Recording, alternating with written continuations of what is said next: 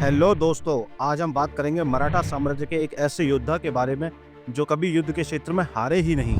छत्रपति संभाजी महाराज। छत्रपति शिवाजी महाराज के सबसे बड़े बेटे संभाजी महाराज सिर्फ 2 साल के थे जब उनकी मां गुजर गई थी और उनके पिता एक महान शासक थे।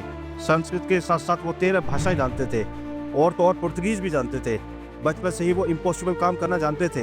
वो सिर्फ 9 साल के थे जब औरंगजेब ने उन्हें और उनके पिता को जेल में बंद कर दिया था, पर ये वहाँ से लाखों सैनिकों की आंखों में दूध झोंक के बच के निकल आए। वो सिर्फ 10 साल के थे जब वो आमेर के महाराजा के पास ये सीखने गए कि शासन करते कैसे हैं। वो सिर्फ 19 साल के थे जब उन्होंने इकोनॉमिक और एडमिनिस्ट्रेटिव डिसीजन लेना शुरू कर दिया और 23 साल की उम्र में उनके पिता का हाथ उनके सर से हट गया।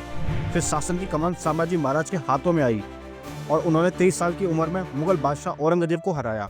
एक बार नहीं, कई बार लगातार 20,000 की छोटी सी सेना के साथ 8 लाख मुगल सेना का सामना किया और मुगल सेना को इतना परेशान कर दिया कि वो उत्तर भारत से दूर भागने लगे। उन्होंने 9 सालों में 120 लड़ाइयाँ लड़ी और एक भी नहीं हारी, लेकिन अंत में अपने ही लोगों ने उनको धोखा दिया।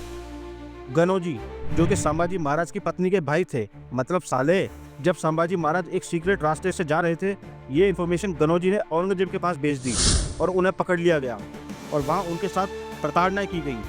उनके सामने 3 शर्तें रखी गई।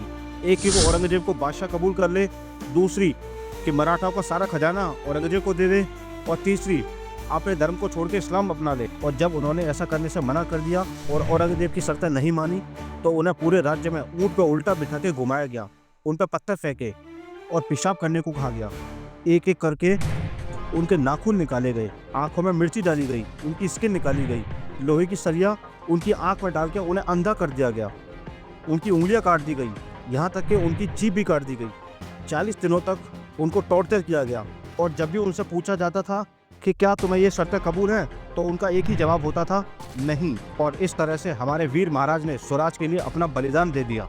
तो दोस्तों, आप हमारे भारत के ऐसे महान महाराज संभाजी महाराज के बारे में क्या कहोगे? कमेंट करके बताइए और उनकी ऐसी वीर गाथा के लिए एक लाइक तो बनता है।